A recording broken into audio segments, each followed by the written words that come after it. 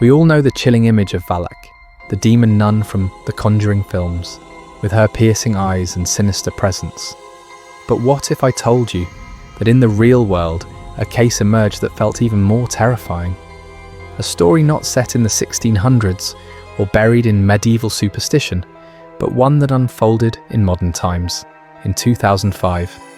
In a quiet corner of Romania, at the Tanacu Monastery, a young nun named Maricica Irina Cornici found herself at the centre of a ritual that would shock the world. Bound to a cross, denied food and water, and subjected to an exorcism performed by her priest and fellow nuns. Her ordeal ended not with liberation, but with death. News of what happened spread like wildfire, drawing in police, courts, and international media. It was soon called the Tanacu Exorcism, a tragedy that many headlines branded as a real-life horror story, eerily reminiscent of the movies. But behind the sensationalism lies a haunting question. Was Irina truly possessed by something beyond human understanding? Or was she a victim of religious extremism, caught between faith and untreated mental illness? This is the story of the Tanacu Exorcism, and why many still call it the real-life Valak. Early life of Maricica Irina Cornici. Maricica Irina Cornici was born in 1982 in Vaslui County, a poor and rural region of northeastern Romania. Her childhood was marked not by stability or love, but by absence. She was orphaned at a young age, left adrift in a world that seemed to have no safe place for her. Raised in state institutions and foster homes, Irina's early years were filled with hardship. Romania, in the 1980s and 1990s, was still reeling from the scars of the communist era. Orphanages were overcrowded, underfunded, and often brutal. Children grew up not with lullabies or bedtime stories, but with discipline, neglect, and a gnawing sense of loneliness. For Irina, this became her reality. She grew up searching for a place to belong, for a family she never had. The constant movement between homes, the lack of stability, and the absence of parental love left deep emotional scars. Those who later knew her described her as yearning for connection, deeply sensitive and vulnerable to feelings of isolation. In her teenage years, as she tried to make sense of her fractured life, Irina turned to one of the only sources of comfort she could find: religion. The rituals of the Orthodox Church, the prayers, the icons, and the promise of a world beyond suffering gave her a sense of peace that no institution could provide. By her early 20s, this search for meaning brought her to the Tanacu Monastery, a small and secluded religious community tucked away in the Romanian countryside. Here she believed she'd finally found what she had long craved: a family of sisters, a spiritual purpose, and a place of belonging. Among the other nuns, Irina was seen as warm and hopeful, though fragile. She threw herself into her duties with devotion, clinging to faith as both a shield and a lifeline. But behind her quiet smile, she carried the invisible weight of a childhood scarred by abandonment. That unhealed pain, buried beneath layers of prayer and silence, would soon resurface in ways no one at Tanacu could have imagined. The first signs of trouble. At first, Maricica Irina Cornici appeared to be a quiet, devoted nun, fully committed to her new life inside the walls of Tanacu Monastery. But not long after her arrival, the sisters began to notice subtle changes in her behaviour. Small lapses at first, moments of distraction, sudden tears, or bursts of nervous laughter that seemed to come out of nowhere. Soon those moments escalated into something far more troubling. Eyewitnesses later described seeing Maricica fall into violent fits of rage, lashing out physically at those around her. At times she would scream uncontrollably, claiming to hear voices no one else could. She accused unseen figures of plotting against her. At night, paranoia consumed her. She believed the devil himself was whispering in her ear. Concerned, the monastery arranged for her to be taken to a local hospital.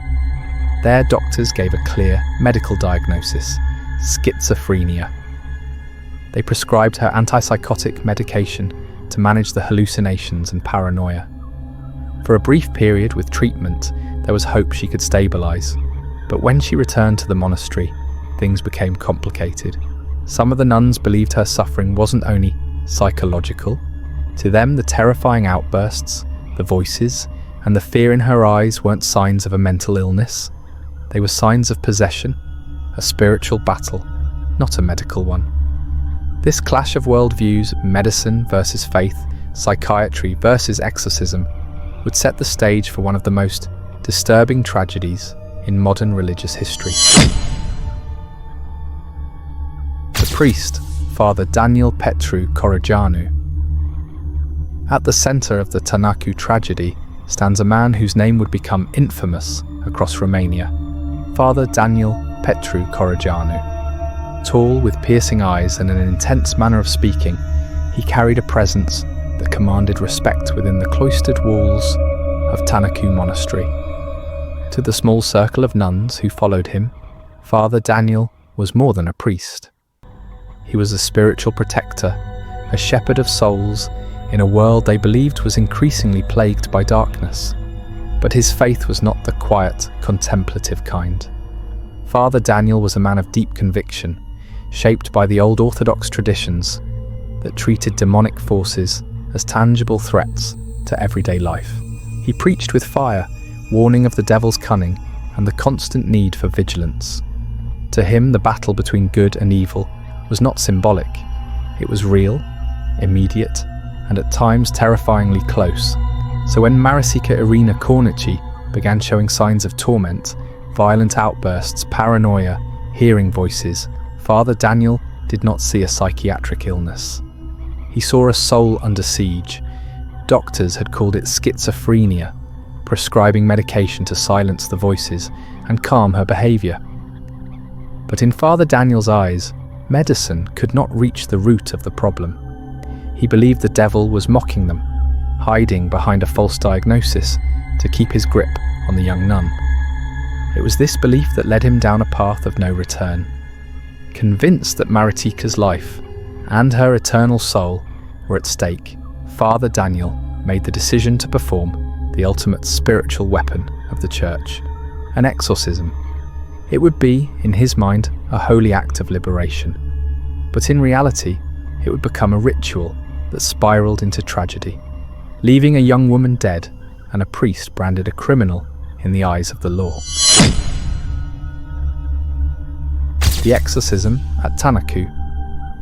It was in May 2005 that events inside the remote Tanacu Monastery would take a turn so grim that they would shake Romania and the world.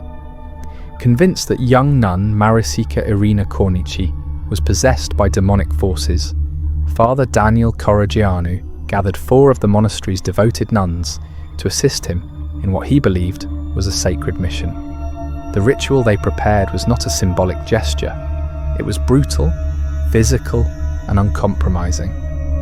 Maricica was forcibly restrained, her wrists and ankles bound tightly to a crude wooden cross, a haunting echo of Christ's own crucifixion. She was gagged, silencing her cries and preventing what they believed were blasphemous words from spilling out. For the nuns and their priest, this was not cruelty, but protection, a way to keep her from hurting herself or others as they battled what they were convinced was an invading spirit. For days, the exorcism continued.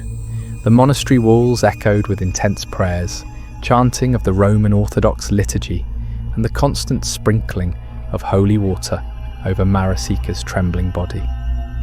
Crucifixes were pressed against her skin, candles flickered in the shadows, and the sisters recited psalms until their voices cracked.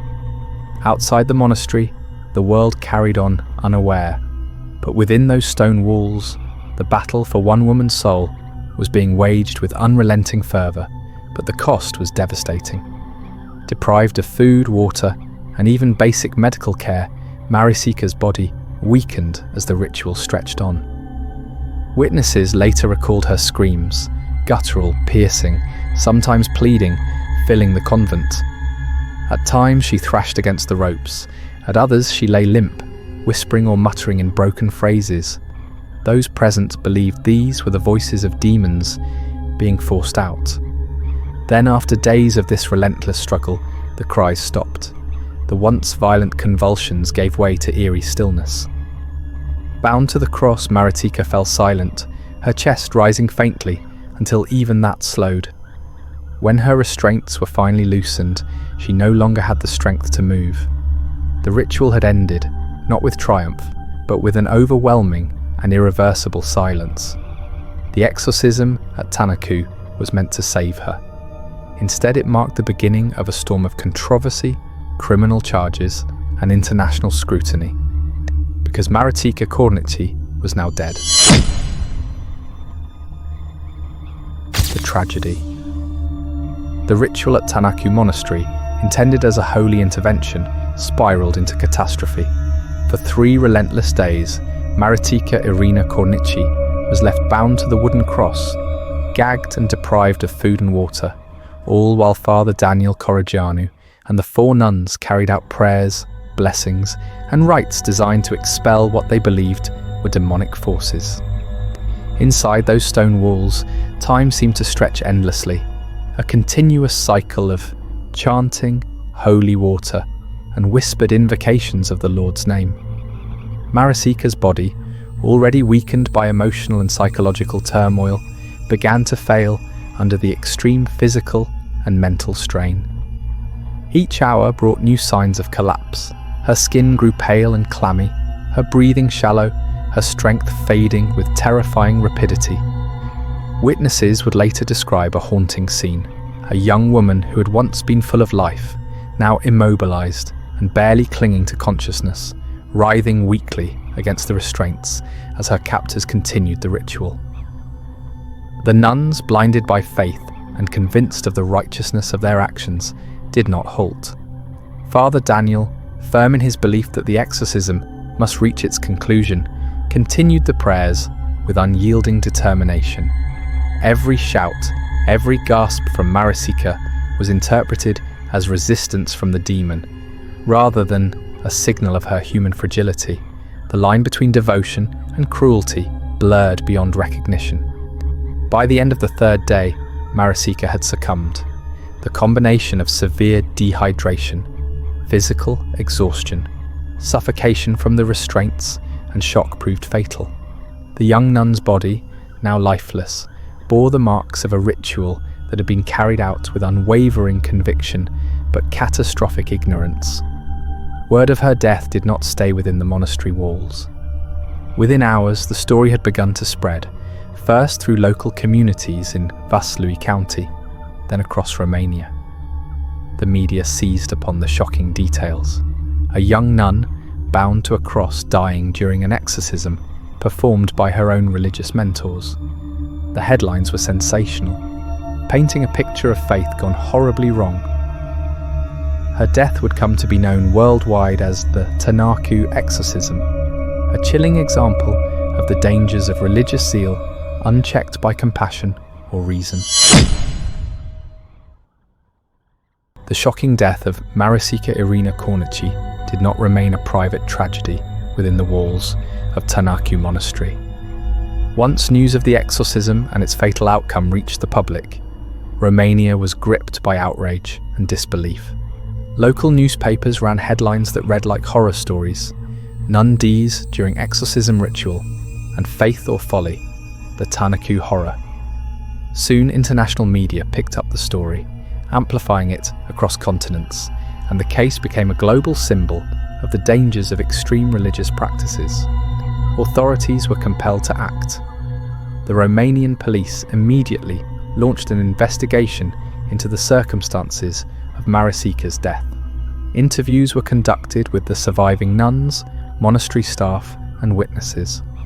Forensic reports confirmed the cause of death: severe dehydration, shock, and suffocation caused by prolonged restraint. The investigation revealed a disturbing combination of intense religious fervour, isolation, and physical coercion. Father Daniel Corogeanu and the 4 nuns were arrested and charged with abuse and manslaughter, marking one of the rare instances in modern history where clergy were held criminally accountable for a fatal exorcism. Court proceedings drew widespread attention. Media outlets from around the world covered the trial in detail, highlighting photographs of the monastery, courtroom sketches, and interviews with experts in medicine, psychology, and theology. The case ignited heated debates among religious communities, legal authorities, and mental health professionals. Some argued that Father Daniel and the nuns acted out of genuine faith, believing Maricica to be possessed, and that extreme measures were necessary to save her soul. Others condemned their actions as reckless, inhumane, and criminal, a modern-day horror masquerading as a sacred ritual. Experts in psychiatry and mental health suggested that Maricica's behaviour could have been explained by schizophrenia, psychosis, or severe emotional trauma, raising the question of whether the exorcism itself, rather than any supernatural influence, was responsible for her death. Meanwhile, religious scholars debated the intersection of faith, ritual, and moral responsibility, and the case became a cautionary tale in discussions of modern exorcism practices. Ultimately, the Tanacu Exorcism became a watershed moment. It exposed the risks of religious extremism, the consequences of misinterpreting mental illness as demonic possession, and the ethical limits of ritual practices. Maricica's death was a tragedy that resonated far beyond the monastery walls, leaving an indelible mark on Romania, the Orthodox Church, and the international conversation about exorcism, belief, and human life. The police and trial.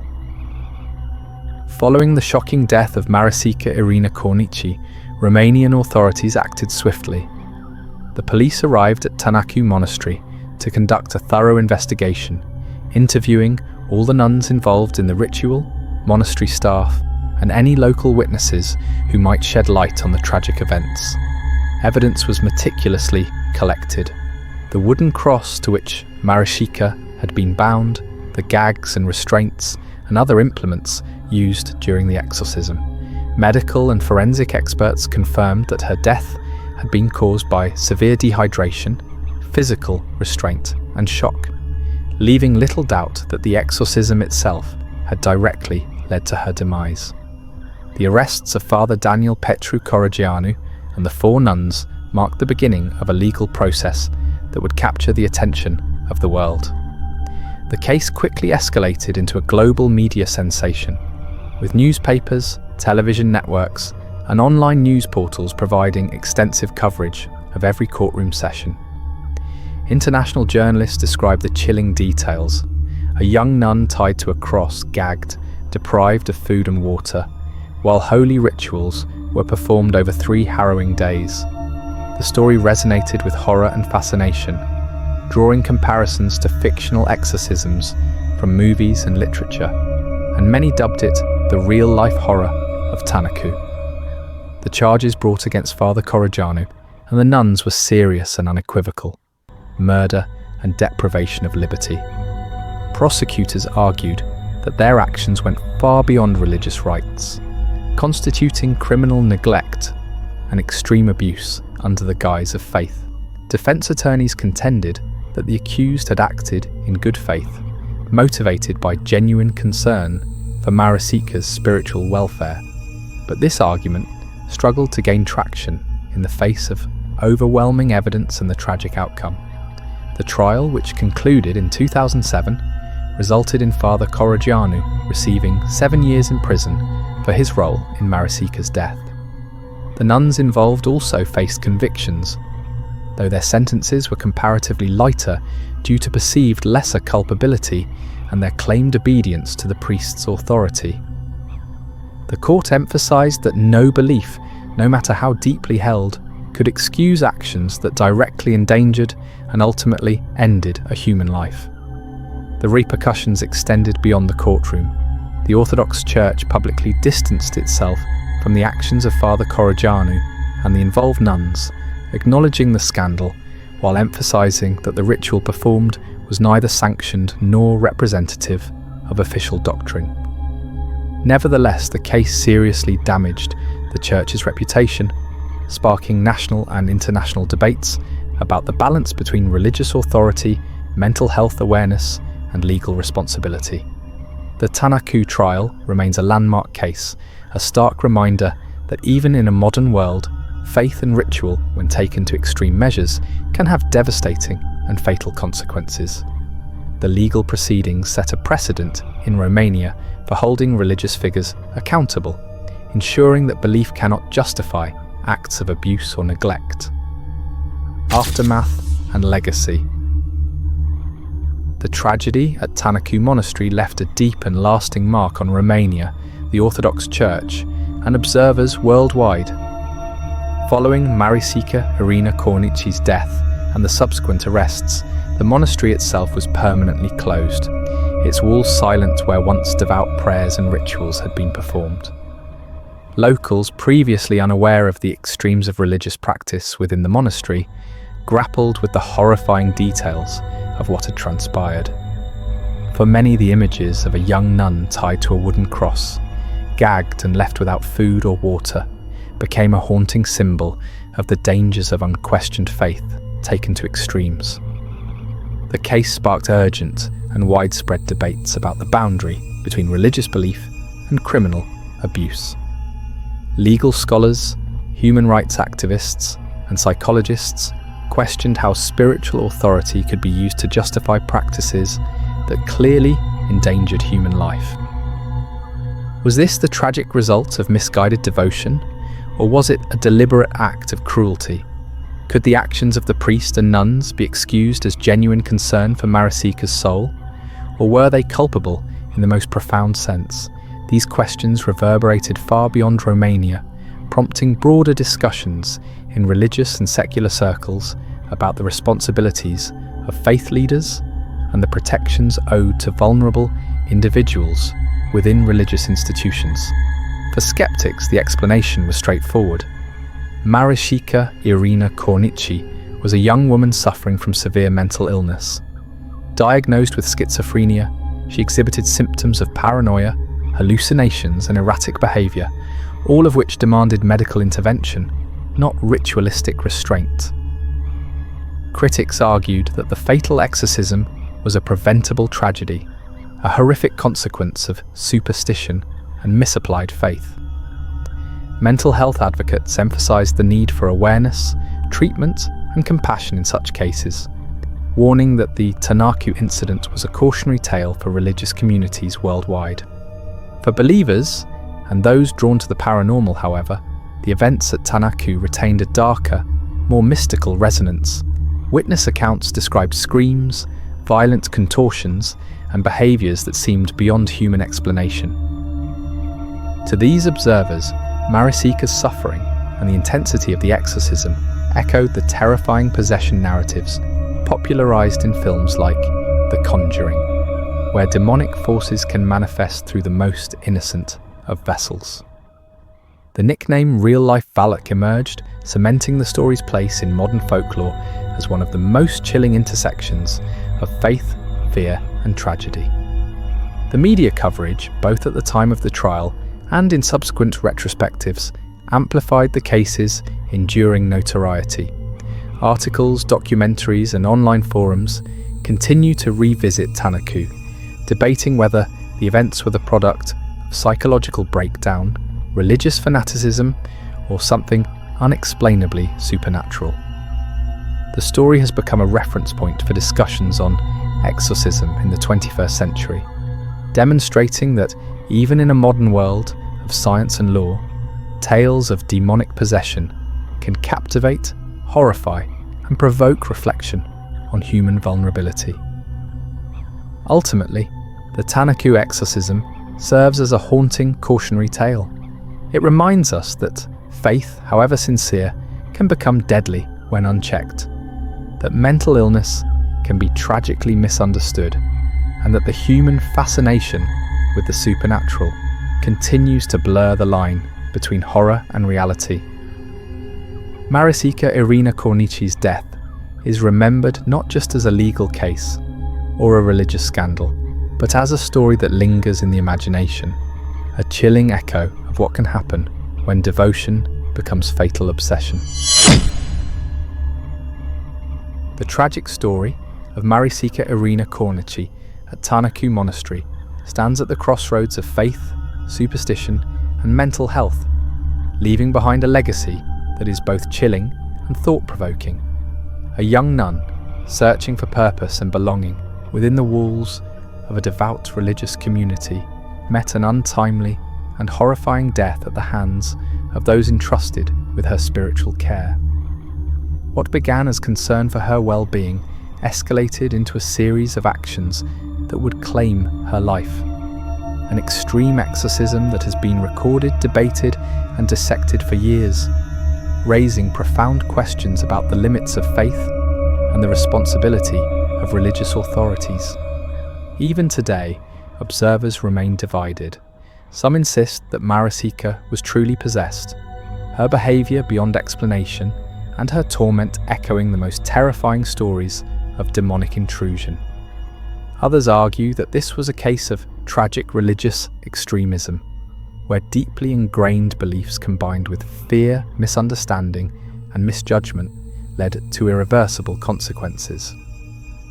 The debates touch on theology, psychology, ethics, and the intersection between human vulnerability and institutional authority.